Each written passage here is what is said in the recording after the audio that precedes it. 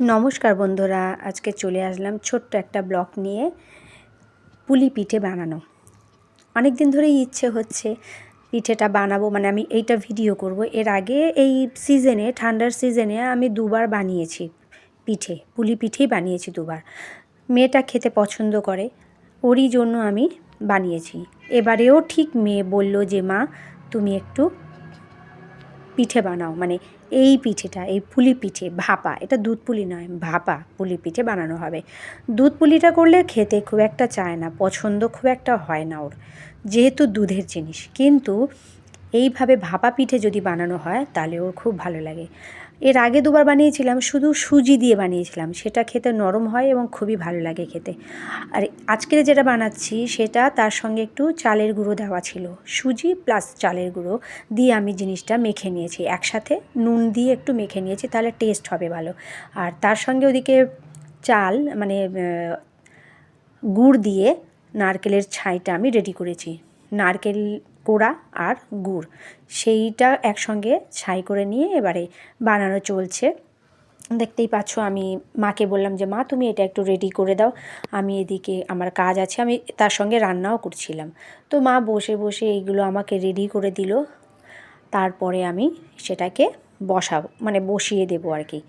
তো সেক্ষেত্রে আমার মেয়েই আর কি পছন্দ করে বলেই আমি এই জিনিসগুলো করি। আর একটা কী বলো তো বন্ধুরা, এখনকার বাচ্চারা সবজি খেতে খুব একটা পছন্দ করে না, পিঠে খেতেও খুব একটা পছন্দ করে না। আমার চোখে দেখা যতগুলো বাচ্চা আমি দেখি আমার সামনে আশেপাশে রিলেটিভের মধ্যে, তারা কিন্তু পিঠে খুব একটা পছন্দ করে না। তো আমি দেখছি যে আস্তে আস্তে মানে এইসব জিনিসগুলো কি উঠে যাবে বাড়িতে বানিয়ে। এখন তো সবই কিনতে পাওয়া যায়, বাইরে বেরোলে সব কিছু, মানে পাটিসাপটা, রসবড়া, ভাপা পিঠে, দুধ পুলি, মানে কত যে পিঠে আর নাম আছে, তেলের পিঠে, মানে কি নেই বাজারে, সব কিছু কিনতে পাওয়া যায়। আর এখন সবাই বাইরে থেকে কিনে কিনে খায়। আমি বলবো কেন একটু ঘরে যদি আমরা কষ্ট করে বানিয়ে খাই, সেটা হেলদি খাবার হবে, প্লাস সবারই খেতে খুব ভালো লাগবে, এবং একটা আমাদের যে একটা কালচার সেটাও থেকে যাবে, বাঙালি যে কালচার, ইন্ডিয়ান কালচার, সেটাও থেকে যায়। কিন্তু আমি দেখি এখনকার মানে সবাই বাইরে কিনে খায়।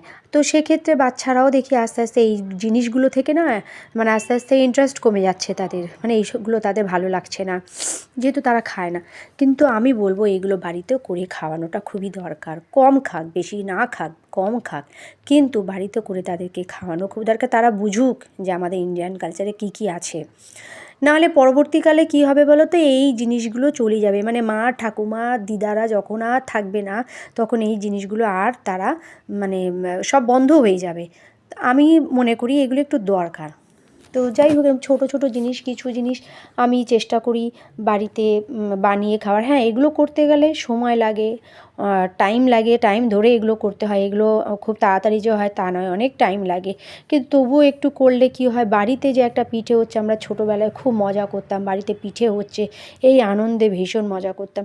এখন তো বাচ্চাদের মধ্যে সেগুলো নেই, এখনকার বাচ্চাদের মধ্যে সেই আনন্দগুলোই নেই। তো এইভাবে আর কি আমি কমপ্লিট মোটামুটি করে ফেলেছি। তো দেখো আমার এই রেডি মানে হতে চলেছে, জল গরম হলেই ফুটলেই কমপ্লিট হয়ে যাবে। তো আজকের ভিডিওটা কেমন হলো তোমরা একটু কমেন্ট করো, বলো।